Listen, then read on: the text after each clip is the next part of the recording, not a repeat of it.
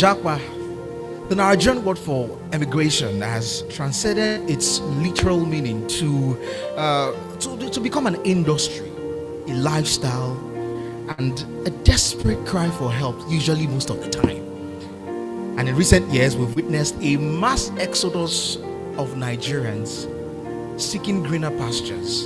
And often these people are driven by the need for better life, for a better life, and some assumption that there are limited opportunities.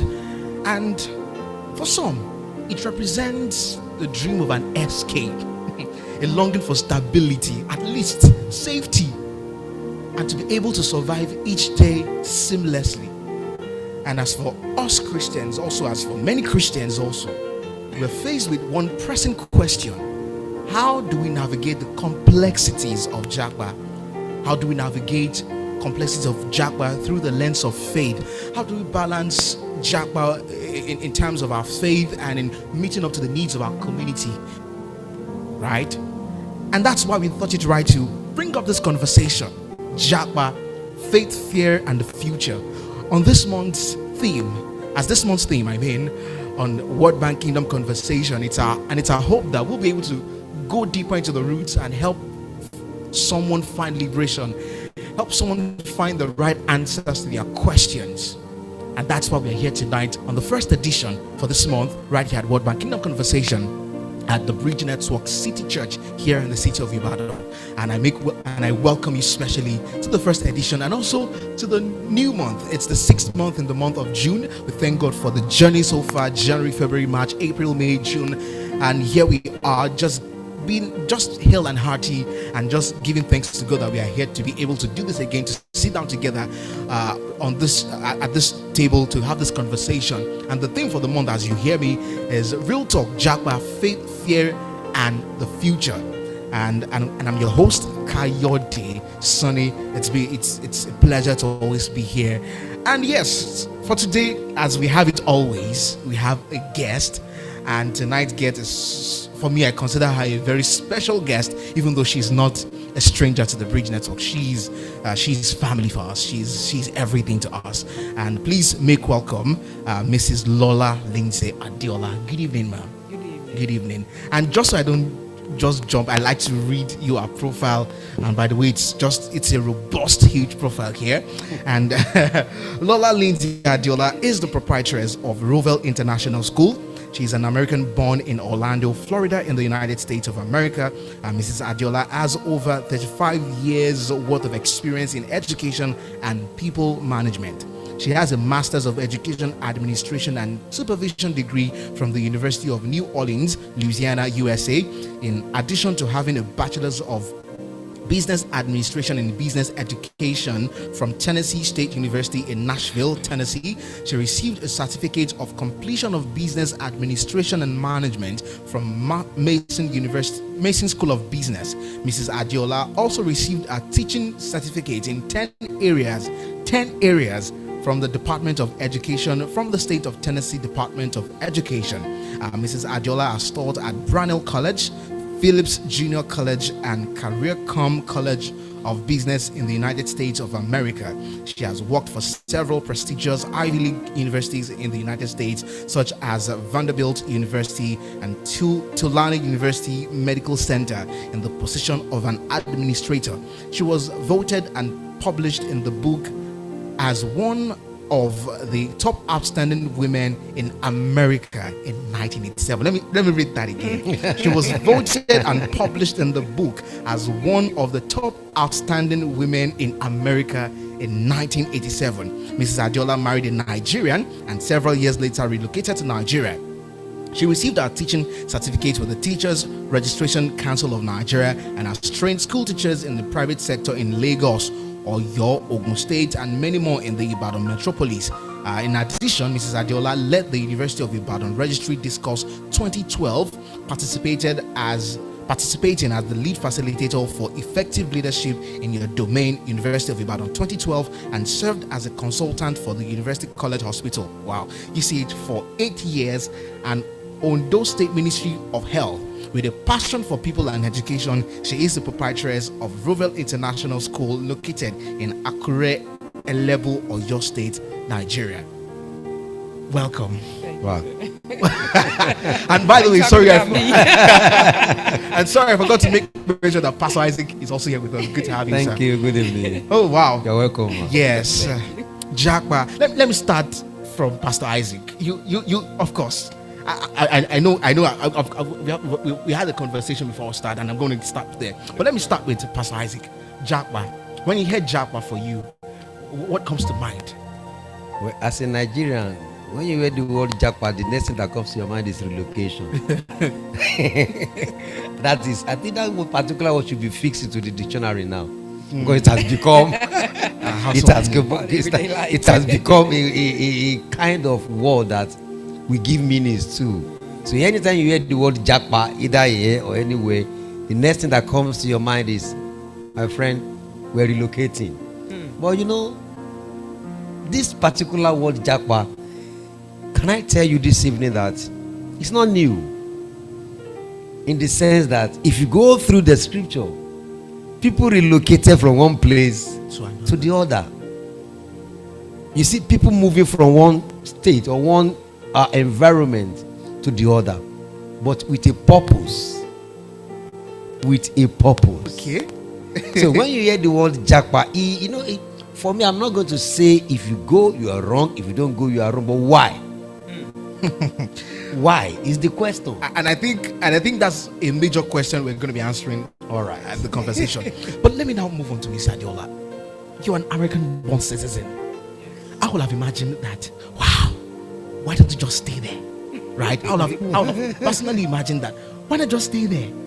Why come to Nigeria? Why live in Nigeria?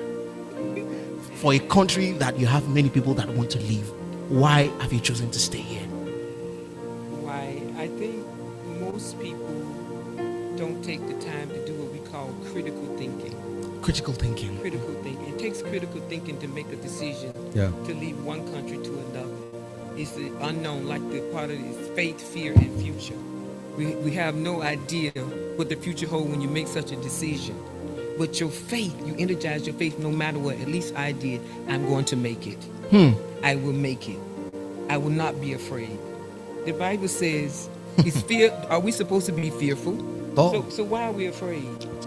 But I would like to say, like Pastor Isaac said, the big question is why? Why Japa?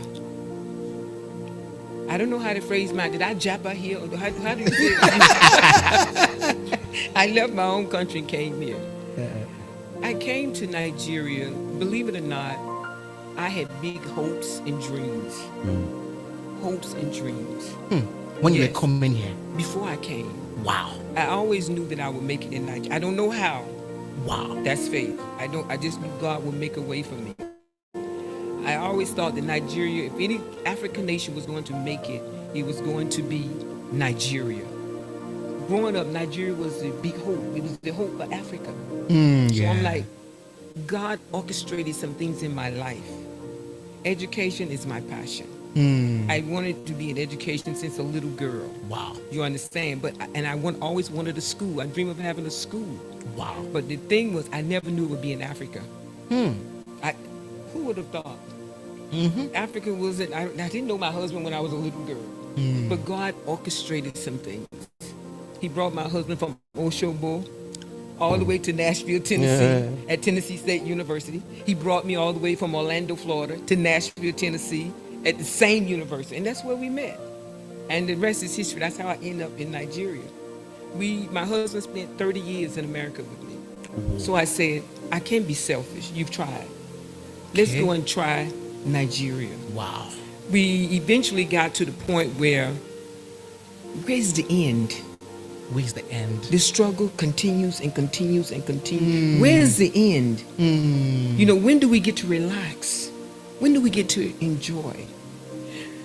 I'm not saying people shouldn't Japa, but I'm saying think about the future. You leave your family behind. Most people that travel abroad is to have a better life. Let's be honest with ourselves. They want a better life. They send money home to help. But where's the end? I look at our colleagues. Some are older than me, some are my age, some are younger. They're still paying mortgage. They're still paying a mortgage. I'm like, mortgage? I forgot. There's such a word. Interesting. Yes, there's no place like Africa where you can feel you belong. No matter what, they can Japa to UK, they can Japa to America. You're still a Nigerian. You're still an African, regardless. But here, I believe nobody knows who I am unless I speak. Most people say Igbo. Uh-huh. Then a lot of people, even when I go through immigration, they'll speak Yoruba to me. I'm like, sorry, sir, I don't. What is all this? They'll get angry with me. I said, I'm not a Yoruba person. I'm an American. They say, they're surprised. So it just depends on why. Why? I decided that we should come back to Nigeria because I realized there was no end for us in the struggle. The struggle of being comfortable. We had the big house on a half-acre of land. We had all those things, cars. We had it. 11 cars at one point. But when did I get to enjoy them? When I'm driving to work, when I'm driving to church, finish. So where's the enjoyment? Here, I'm free. Wow. I can go where I want to go. I can leave my work and go where I want to go, do what I want to do. You don't have that freedom because you're busy working from morning to night. I was working 2 jobs. Yes, 8 to 4:30 as an administrator, like you so rightly said, at Tulane University. And then in the evening, I was working in the university, 6 to 10 p.m. Weekend, you're exhausted. That's the vicious cycle. That's the Japa you're buying into. That's the Japa you're buying into to support the system. Now, I didn't have a choice. I was born in America. But you guys have a choice. You have a choice. A decision. I would advise people to speak to people who've been in America 25, 30, 40 years upward. Ask them about their journey. Ask them, what do they regret? Yes. And if they're honest with you, they would say, I made a mistake. I made a mistake. Take people like Adenuga. We all know Adenuga, right? I hope I'm pronouncing his name correct. Adenuga. Yeah. Please, you know who I'm talking about. Forgive me if you're listening. He was educated in America. He drove a taxi after receiving a master's degree. I think it was an MBA. Am I correct? I think it was an MBA. And at some point, he came to his, he started doing critical thinking. Let me put it like that. And he said, no. There has to be something better. Is he not a billionaire today? Answer the question. Is he not a billionaire today? And he came back. He didn't. The majority ones that say, ask them for the billionaires. You probably can count them billionaires. Let's say millionaire. You can count a few billionaires. Dangote. Did he not travel out?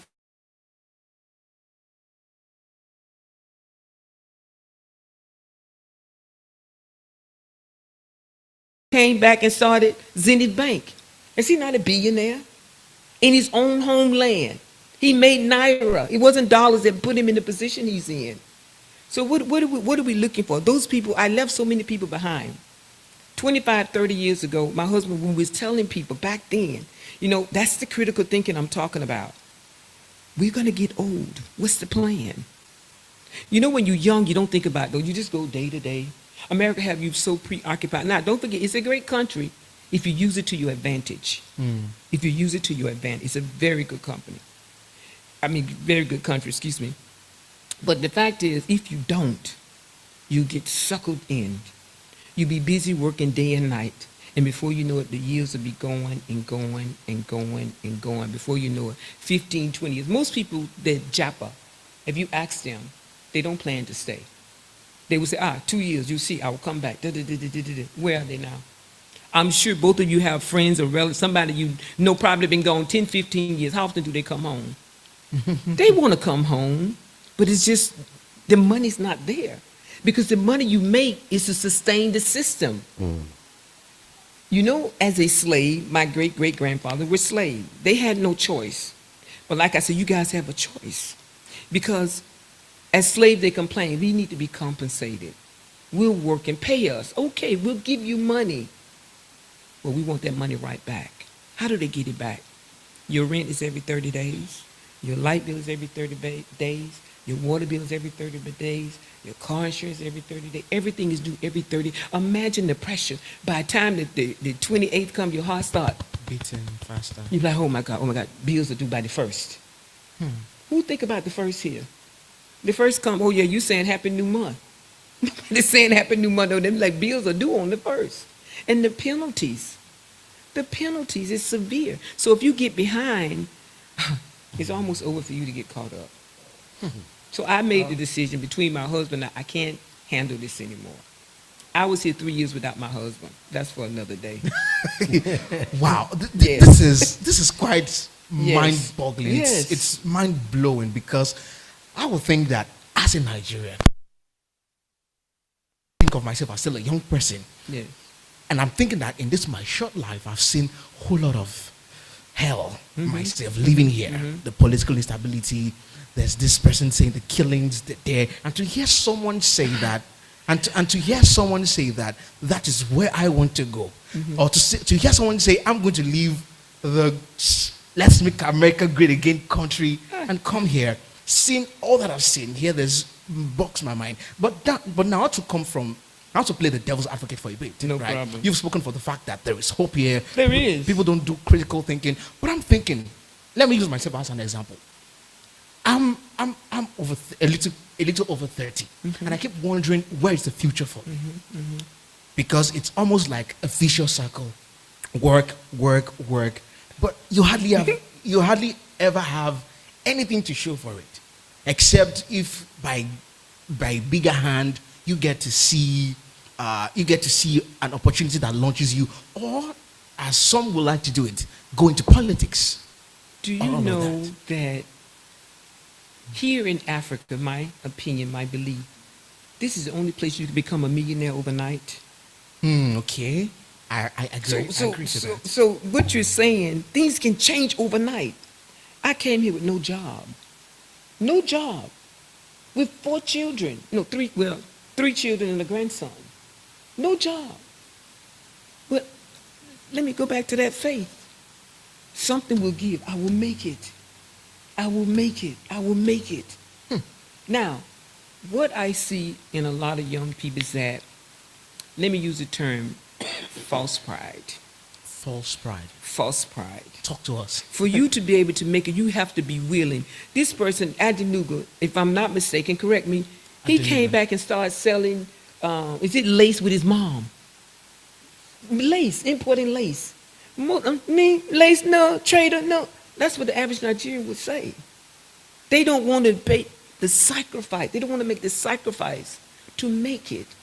You have to go through some things, because I believe that if you don't, if you're fortunate enough to be born in a family that have surplus, you won't try as hard. But if you're not, you will work harder and you will get your breakthrough. You will. I grew up without parents. So I know what I'm talking about. I grew up no parents, no guy. Now sometimes I say, oh, I wish I had somebody to advise me. I wouldn't have had 5 children.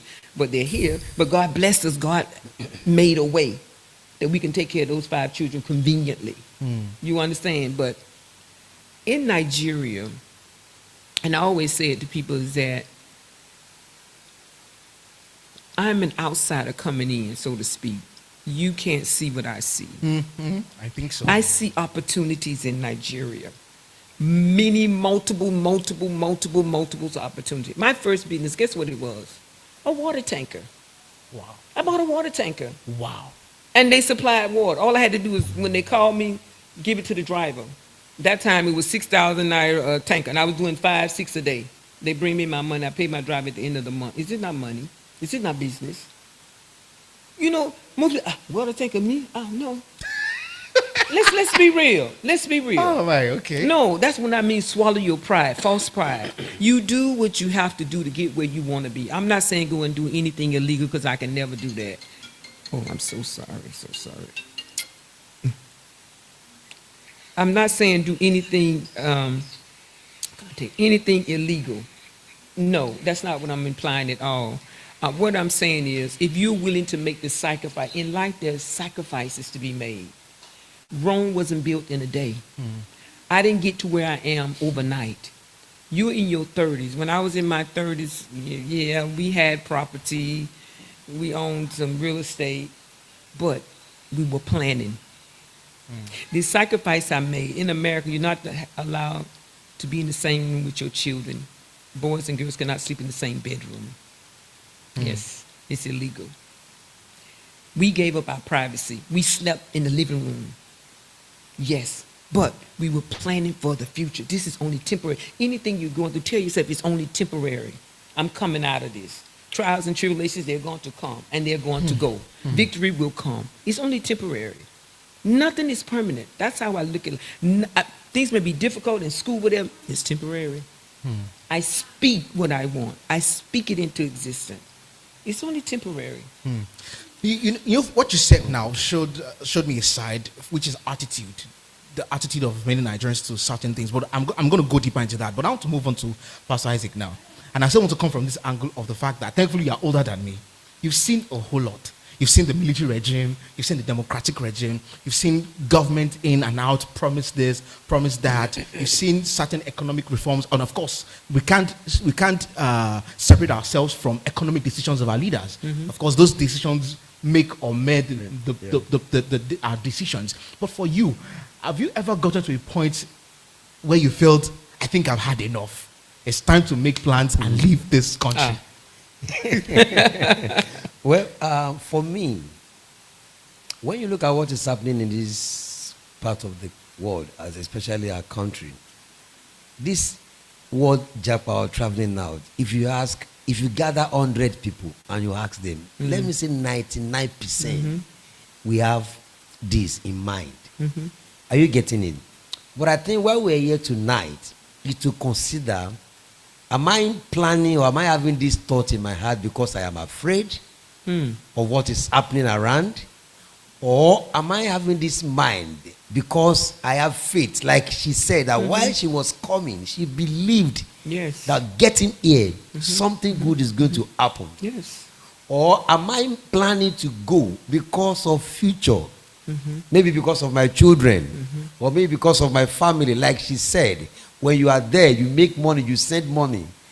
Are you getting? Or you go there just to prepare for the future of your children. So for me, if I tell you that I have never had such thought, it will be a lie. Everybody, especially when you begin to see what is happening.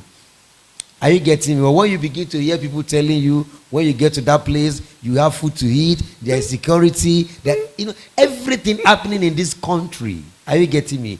It's something that can push people out.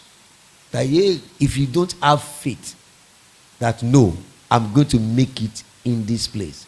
One of the scripture I was going through while she was talking is when you look at the experience of Abraham.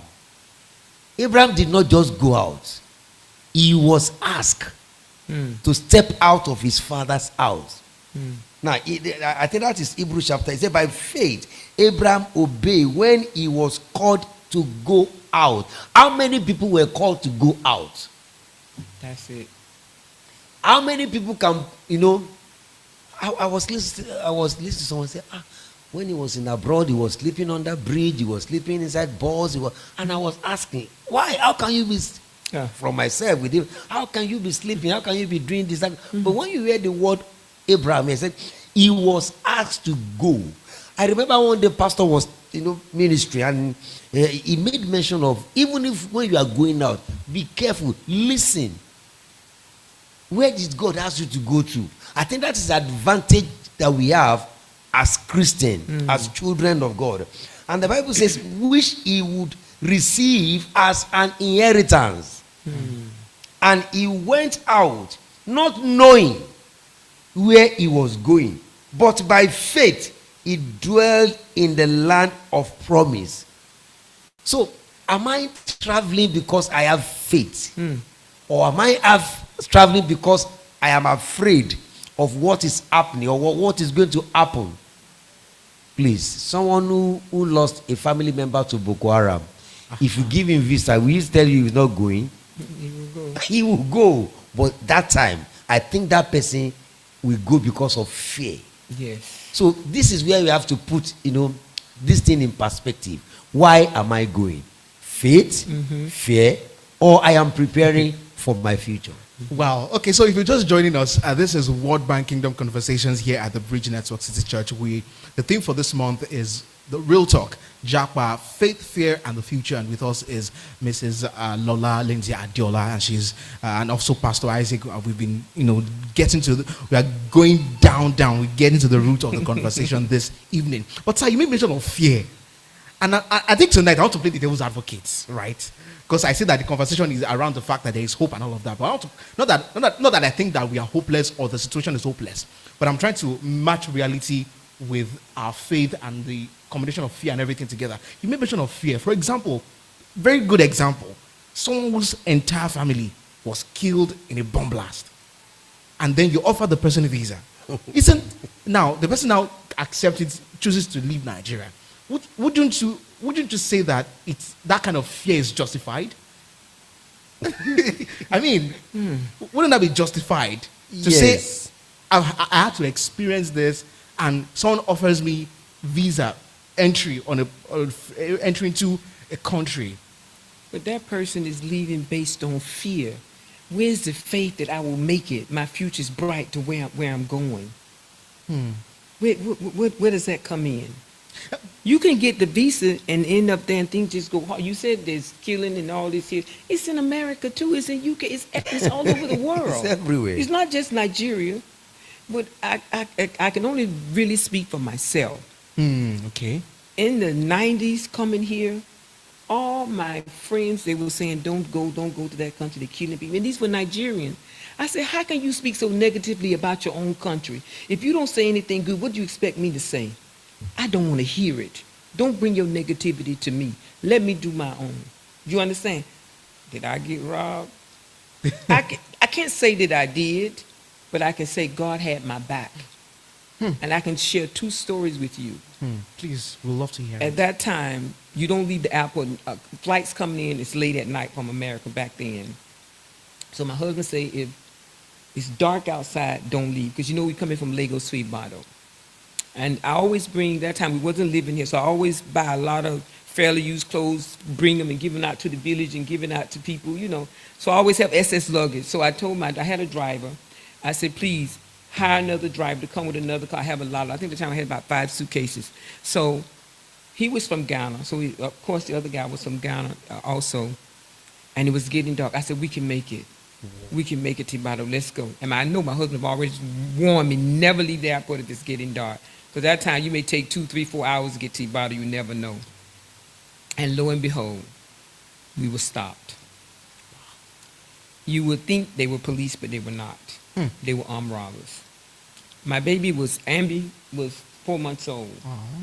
And she was 4 months old. And the guy said, bring dollars. I said, from where? I don't have dollars. My husband sent me to come and visit his family. There's no dollars. I was lying. If you look at my wallet now, even my Naira, they're nicely lined up. I don't borrow money up the way they do here. My dollars was just like this. He said, bring your wallet. I kept a straight face. I said, oh, Lord, that's the end of my money. Wait. This one don't have anything. What is all this? He threw the wallet back at me. After looking through the wallet. Wow. Without opening it. That's faith. That's the protection of God on your life. Yeah. No matter where you are, if you have a clean, pure heart, God will always protect. Why we always say, cover me in the blood of Jesus, protect me? This is why. The armed robber did not see the money. I couldn't believe it. I could not believe it. If you open my wallet, if you open that, you will see Naira. We don't ball it up and stick it. We don't do that. He did not see it. When we left, he was so angry, he jumped in the car. Let's go. We will strip you. I know the money's on you. Not knowing they had another stop further up. These are planned armed robbers. Yeah. They stopped. So my driver spoke to the other driver, and they're from Ghana, that when he said go, you go. They tried to say, give us the keys. We take him out, and we will strip her. We will take that money from her. I said, I don't have any money. Where's the money? My driver said, go, in the language. We took off. The driver took off. They started shooting. Wow. The other driver panicked and stopped. We were gone. Boom. Guess what I said? Turn around, go back, reverse. He said, no, madam, it's you they want. I said, reverse. I will not have this man death on my head. Reverse. Reverse all the way back. That's why I said, when you have the grace of God on your life, forget it. You make it anywhere. We reverse back. They beat my driver. They said, give us those keys. He refused. He refused. I don't know how, whatever was said, they got out, they fought, they tussled, and we escaped. Wow. This is after driving back. You think you're smart, madam. No touch, no scratch, no nothing on me. And we drove back to Ibadan. I'm telling you, that's just my belief. We're not, as Americans, we're not all prayerful the way Nigerians are, but let me speak for I believe in God, and I believe I'm protected no matter where I find myself. I'm going to be protected. And I was coming to Nigeria alone. I don't speak Yoruba. I don't understand Yoruba. But I will maneuver. I will maneuver because I'm on a mission, and I'm not here to destroy, kill, or cause any harm to anybody. Yeah. So I know I'm going to be protected. The second time was in Bodija. The money was in the glove compartment. We was getting ready to go to Oshobo to visit my husband's people. They came, they asked for the keys to the car. They just robbed another house, so they wanted to switch cars. Wow. So they said, get out. And then they said, get out, thief, thief, thief, thief, get out. The guy grabbed me by my arm, madam, I'm the thief. Like, oh my goodness, not again. I wasn't afraid. I don't know why I wasn't afraid. I was not afraid. They took us to the BQ, told us to lie down on the floor. I laid on top of my baby. If they're going to kill me, at least maybe my baby, maybe my baby will live. That was my thought. Let me protect my child. They tried to take the car wouldn't start. It wouldn't start. The car would not start. Damn. They ransacked the car, went all through the things in the car. The money was right there in the glove compartment. When we came back, I said, they got all our traveling money. That's the money I'm supposed to give to my husband's people. We opened the glove compartment. The money's there. The money was there. Grace of God on your life. I'm telling you, these are true stories. So I believe that faith we're talking about, that fear is the enemy. It's a destroyer. I like that, but then I'm coming from this. Like I said, I think I'll take the devil's advocate again. But then, yes, I like the fact that it's about this faith. There's got to be this resolve in your heart that no matter where you are, you're going to make it. You're going to be protected of God and everything. But then I'm also wondering that, you wake up, for example. Okay, I work with an entrepreneur where we do business together, and I see the way business run based on economic decisions that go on in the country. Today, they are changing this. You think it can get lower, it gets lower. You want to, for example, thankfully, at least for now, the price of fuel has been somewhat stable. Okay. But back then, when fuel was up and down, but you survived it. And everything. But you survived it. but then where's now the stability to be able to say, I'm running a business. I want to be able to at least say I'm living my life on a stable pedestal at least. But then the environment that I live in doesn't guarantee that. So what then now happens, even though we've acknowledged that the fear sometimes can be from the devil? Of course it is from the devil. Where do you think it came from? It's the devil. That's to conquer you. That's to stabilize you. That's to stop you from moving forward. That's to cancel all hope. The Bible says without hope our people what? Perish. That's the end. You have to keep energizing that hope. I didn't say, okay, that's it. I'm not going back to Nigeria again. No, I'm going back. And I'm here today. I'm here today. And I haven't done too bad for myself. For my family, my husband and I, And my husband's not from a rich family.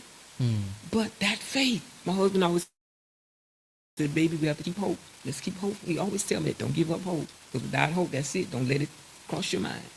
And that's how we survive. This hope, I would like to ask you on a personal note, where did you think this hope came from? Because right now, even me, I think I'm losing it. I really don't lose it. You're a Christian.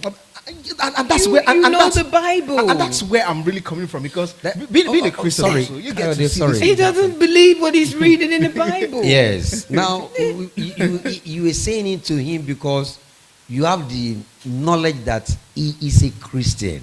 That's what now let's come What about someone who is not a Christian? You don't have How to be do a we- Christian to believe in God. That's a term that maybe Yeah. the British or somebody else gave us. I don't know how it came. I don't know the real story behind it. It's not what was given. Now, We won't get is into the- that part of religion because Yeah. I'll get myself in trouble. That is what I'm trying to drive Yes, at. Are you getting? yes. Because I want to believe that what we're saying, what we're doing tonight, both Christian and non-Christian, Yeah, I can we relate. see this thing we're Yes, saying. it's for So both. when we are looking at it with the perspective of faith, how do we, as in faith as Christian, how do we encourage or what do we talk about someone who is a non-believer? What can we tell them about this particular topic, Japa? You see, like I said earlier, if not everybody, 90% or I believe you. I 99.9%. I agree with you. Even totally. people in government, if you give them opportunity, they want to They go. will go to immigration. They're queuing up. You can't even get inside the They want compound. to go. People all outside trying to get passports so they can leave the Yes. country. So they want to go. Because they don't have all the intricate information that they need. They haven't sat down and really planned. I didn't just decide to come to Nigeria overnight. Yes. It was proper planning. Number one, I'm not coming to live in my father-in-law's house. That's not going to work. I must have my own. And it must be conducive for me and my children. It must be comparable to the lifestyle I'm accustomed to. Yeah. So all those variables, those are things you have to look at no matter where you go. You make it what you want it to be. You understand? You don't just settle. If I had to come here and be out in the village somewhere in a hut, I'll be miserable because that's not what I came here for. I came here because I knew I could make it. I knew I could be successful amongst my people, African people. See, you guys don't understand the way. Call me Black American. Please call me African American. Don't call me Black American. You used the term black. Black is very degrading. Yeah. It's very degrading.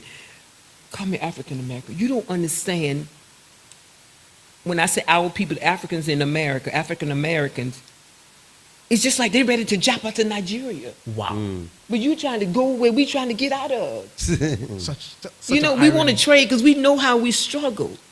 When you look at our history, we have a lot of successful Black Americans, as you call it, quote unquote, or African Americans, but at the end they die poor. Yes. Even Nigerians, I know, who were millionaires, died poor. Colleagues. Why? It's a system that's created. You're there to maintain the system. You're there to maintain it. Jobs, you will get a job.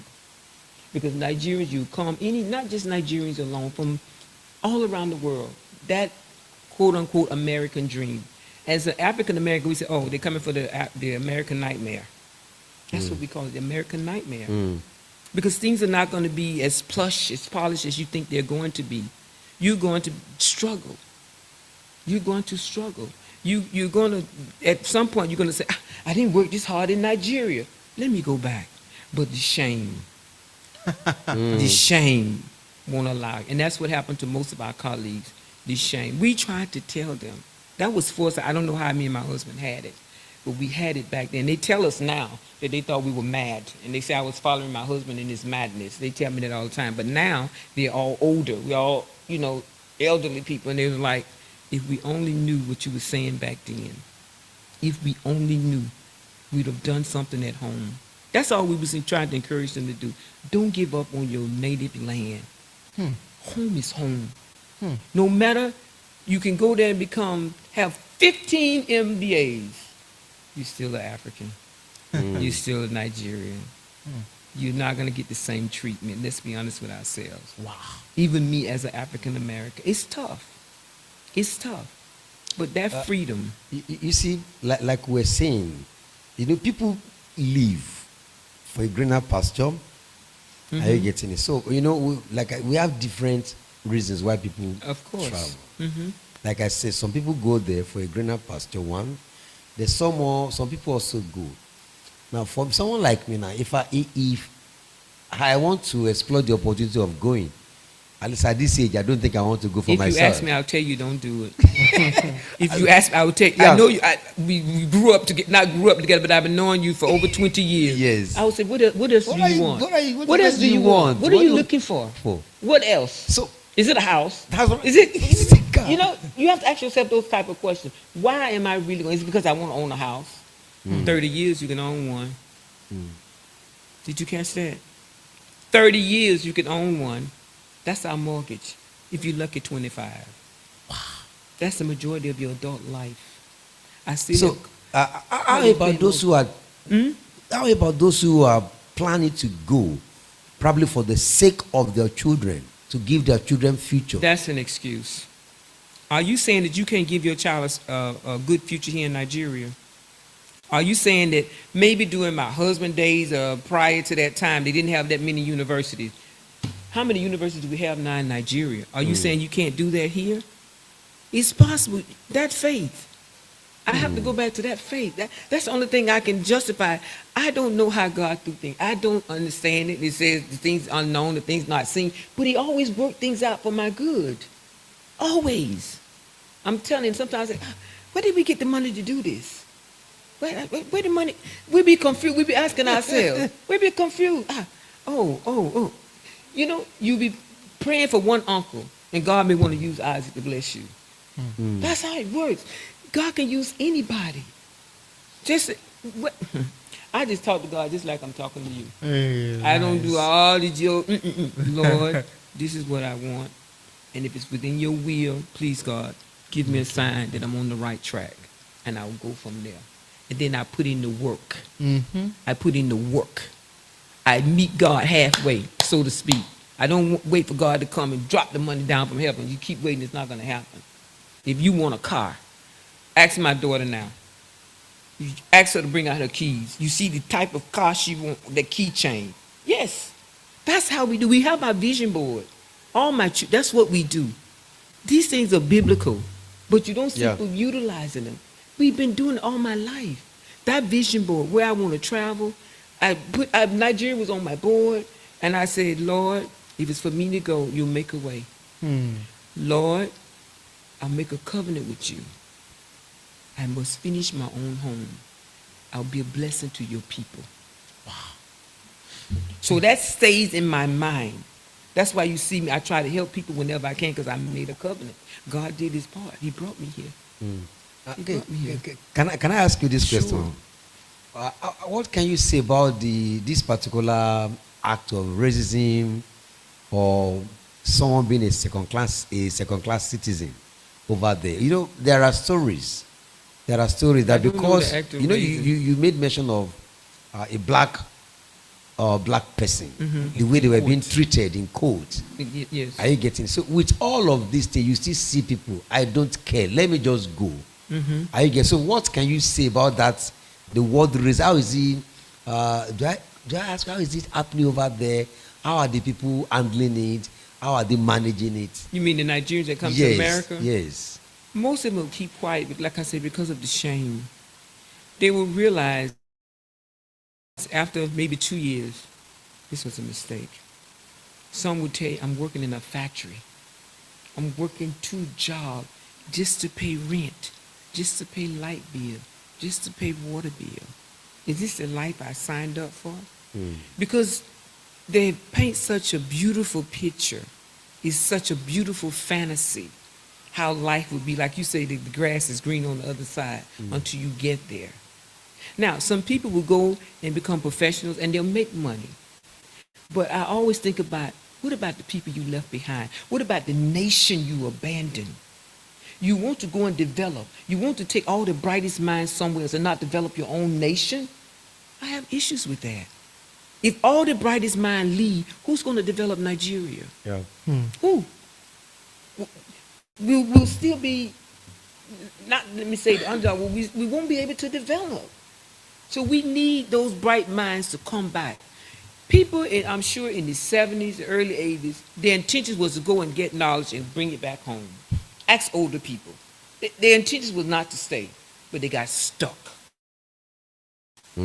How much is a ticket now? About $3,000 US. Okay, really? How many millions of naira there? Do you see how much? So it's expensive. So you end up, before you know it, you get stuck. And why people are still paying house rent or house mortgages is because as your children get older, you start doing what they call, you take out another loan against the equity in your house. or some people call it reverse mortgage. So now you're still paying that. Your children have graduated and you're still paying it for another you added another 15, 20 more years. You're in your 70s. Your children have moved on. Some may abandon you. Some may abandon you. Talk to the Nigerian, the older people that are there. Talk to them. Yes. We're lucky. I have one here out of 5. Although I believe because I was on a mission. I brought my children every 2 years to Nigeria before I finally made the move. Wow. Planning the future. So that they can get used to everything. Get used to know what the is it. people, try to understudy, before I say, okay, this is it, we're here. That's what I did. That was my strategy. And I believe it worked because my children still have the appetite for Africa. They still investing in Africa. They still want to be back in Nigeria. You don't know the joy. I brought when my daughter got married, those 2 little girls, they didn't want to go back. They wanted, and I'm like, no, Granny, we want to stay. We want to stay. Just can my mama come? We want to stay. Because the mother didn't come. When I go, you coming to take us to Nigeria, Granny? Wow. They love it. So we can see what you can't see. Wow. Opportunity. Water tanker. Who would have thought? Name one raw material that we don't have here in Nigeria. Yeah. If not for COVID, I'll be in chocolate. I'd already arranged a friend of mine to go to Atlanta and they was going to train us how to produce chocolate. Do we not have the raw materials here? Yeah, we do. So we send our chocolate out, the raw material. They do whatever they do and they bring it back and charge us a premium. The same thing with our crude oil. Everything we need is here, guys. Tap into it. Tap into it. We don't need it. We're self-sufficient. Self-sufficient. We just have to do that critical thinking. What can I do? I was sitting there, what can I do? Everybody talking about they don't have water. Why they don't have water? I didn't understand. I never saw a well in my life. Oh, the truck bring the water? Let me do some research. Baby, let's get a water tank. He said, okay, don't be your business. Fine. Why not? You just see where the need is. There's needs everywhere. We talk about it all the time in church. See the problem and do what? Solve the problem. Now, again, I really love that angle, the opportunity part. It's there. What about people that have tried to access some opportunities, but they've met brick walls every time? Who have not? It feels as though that there is someone up there who just doesn't want things to work correctly. We talked about mindset. So some lady in the village, No. I think about it in terms of political dynamics. Because we've seen stories. I mean, someone trying to get a license to be able to do something, and someone says he has to pay these boys, pay these boys, and all of a sudden that chokes him. Even Dangote had to complain about certain cabals being. He wanted to do something great for Nigeria, but then he met cabals who sort of stifled the process for him. That kind of thing. So how do we encourage such person to still have hope? I would say turn it over to the Lord and just tell him, God, I've done everything within my power. I've spent all my resources I had available and it's still not forthcoming. I have to surrender. I have to give it to you. If it's meant to be, you'll work it out on my behalf. That's it. That's it. That's why I have issues. Because everybody knows it, but nobody's really taking it to heart. It's like you know it, but you're not really believing it. You're not believing this nation is a great nation. Like I say, we have everything. What's this guy's name? The African young guy, 35 years old. Look at what he's doing for his country. 35, your age mate. What's his name? Travis, what's his name?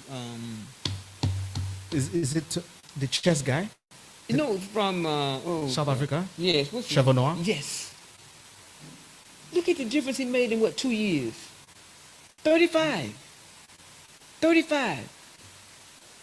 Touched into the agriculture industry, provide food for his people, did everything. And he said he don't need anybody help. No other country needs their help. We have all our own raw materials. Nigeria have all their own raw materials. We're just not tapping into it. And I realize it. And I understand there's some big people at top, some wealthy people who are making money by not letting these things be available. I understand that. I understand it. But I just believe, if you believe for you and your family, that little crack will open and you have your breakthrough. Awesome.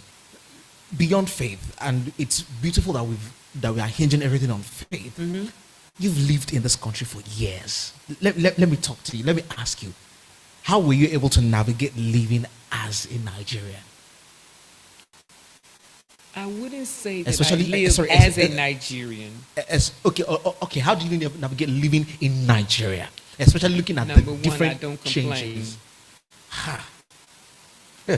I'm telling you. Okay. She can tell you when we walk in the house in the evening, no light. Never bring light. Give it time. 2 minutes. Bang. Ask her. It's people. Even my staff, they be saying, "Madam, you have prophetic something." I said, "No, believe me. I just know I want light, and I know the provider of my light." I said, to start my genes, like, when was the last time? Wow. That's why I can stay home these days, because the light be 24/7. Yeah. You know, we pray and we ask God for things, but the moment we walk out that door, we negate all our prayer points. This country, you just cancel all your prayer points. So what's the point? Keep quiet. Father.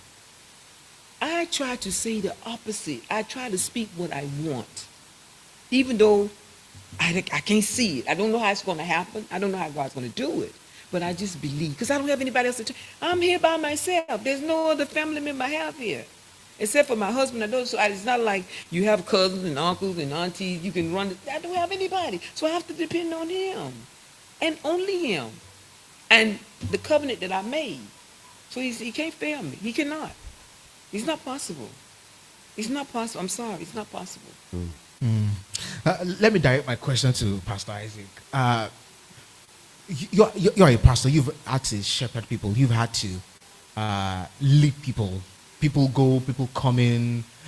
Sometimes people will leave without telling you. And of course I've seen that. I've heard stories. People just go and they don't tell anybody. Let's not. It's until yes, it's just few months after you now see them online with pictures and like okay, and all of that. What's that like? Being a leader and having to live in a community, in a country, in a society where people are not there's a sort of growing discontent with the living conditions and they are seeking better ways. How does that come to you? And what's usually your own message for them? Yeah, thank you. My message for them is still going to come from that Hebrew, still about Abraham. One of the facts that we need to understand is you can't blame anybody. You can only advise. You can only encourage. Because everybody, like we said earlier, they have their reasons for making their decision. But it is very good to make an informed decision. Yes. When you are counseled, when you are advised. See what the Bible says in verse. Still talking about Abraham. I think that will answer that question. Say, by faith, he, that is Abraham, dwell in the land of promise, as in a foreign country, dwelling in tent with Isaac and Jacob, the heirs with him of the same promise. Now listen to this particular verse carefully. For he waited for the city which has foundation, whose builder and maker is God. Look at the word wait. Patience. Wait. Thank you, ma. Patience. So for those who have gone, we won't blame them. But for those who are still here, as pastor, we encourage them. And guess what? In that word of it, we're not encouraging them not to go. Neither are we encouraging them to go. But we are telling them what the scripture says. That what is God's part in this decision? What is God's part in this decision? Is it faith or fear or future? Sometimes when you see when Pastor Francis brings topic, like I was thinking yesterday when we were having prayer meetings, I always like him to talk first. That was my thought. I didn't tell him. I always like him to talk first.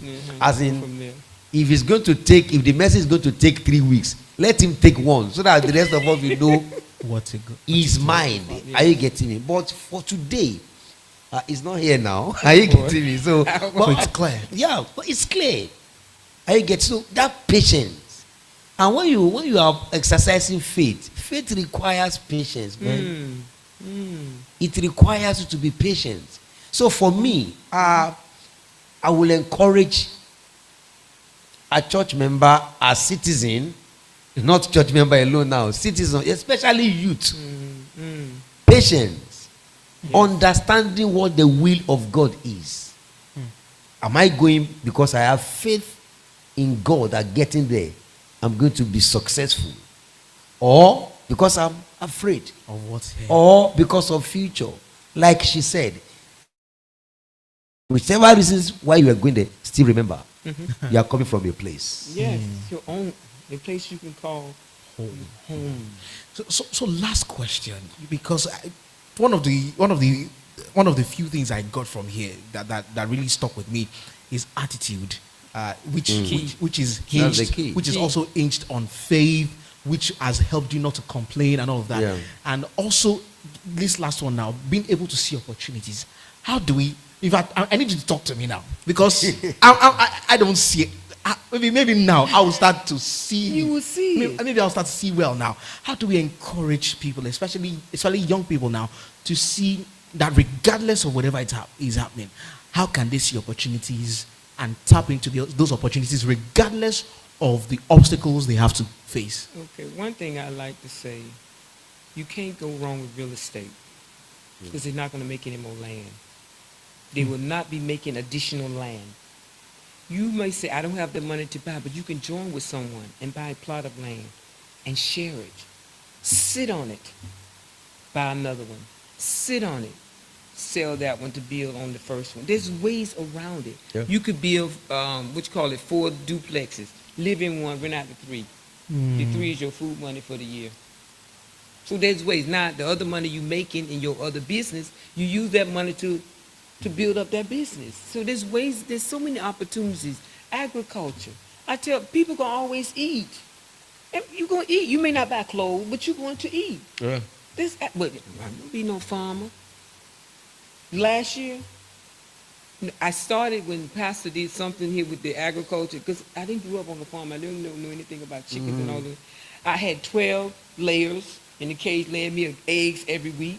I had turkeys. These are in my backyard. And we was enjoying. I would have so many eggs, I would take to school and give the crate and tell my staff to share it with them. Wow. Yes, but this is what I learned. That's why I say we have everything we need right here. And this is organic. I don't have to worry about a chicken being as big as my thigh being as big as my arm with chemicals. So I just, like you so rightly said, it's attitude. It's a mindset. Because I was very careful around my children.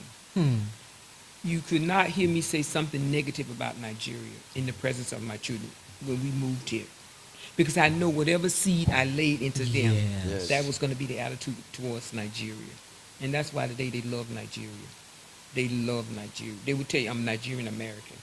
They would tell you in a heartbeat, I'm Nigerian American. Wow, what a time tonight. And if you ask me, I will say that I didn't know the conversation would go in this direction, but I'm glad it went the way it did. I want to say special thanks to you for joining us. Pastor Isaac, thank you for joining in.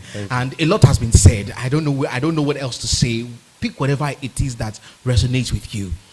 If you also have a dissenting voice, if you have somewhat another opinion, please drop it in the comment section. Let us hear your own story. You might feel different. People still want to hear it, but regardless, don't forget what she said: faith.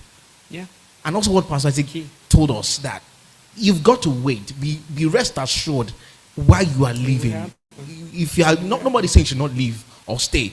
But if you are staying, know why you are staying. If you are living, know why you are living. And I believe that you should help someone tonight. And of course, we still have 3 more weeks to go in this conversation as we delve deeper into the conversation. Real Talk, Japa, faith, fear, and the future. And it's been a joy being here. Don't forget that by Saturday we have our leaders meeting by 7 a.m. And then we have on Sunday we'll come back for Real Success Seminar by 8 a.m. And then the network service starting by 9:30 a.m. We would love you to join in, especially if you are new in Ibadan, you're looking for some place to fellowship, to mingle with like minds and just worship and fellowship together and just worship God and just be blessed, please come here. We are located here at kilometer 110, Alalubosa GRA Abeokuta Road, Ibadan, here in the city of Ibadan. And also follow us on our social media handles at the Bridge Network City Church across all social media platforms, and I'm sure that you'll find something useful there across platforms. So thank you once again for joining.